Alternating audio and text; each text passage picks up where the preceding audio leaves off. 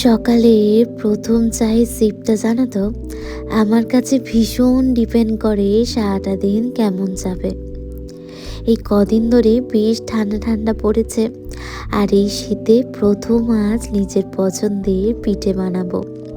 সকালে ব্রেকফাস্টের সাথে সাথে চাল ভিজিয়ে রেখেছি।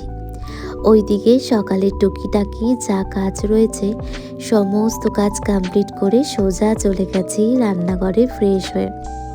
আসলে জানো তো, এই সাজের পিঠেটা যেমন ভীষণ চটজলদি হয়ে যায়, তেমন ভীষণ পছন্দের।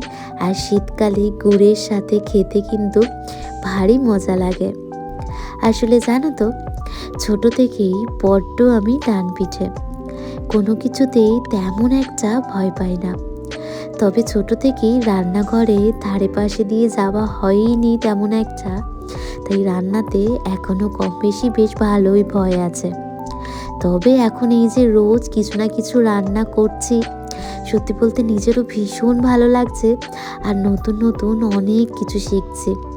চলো এখন আসি।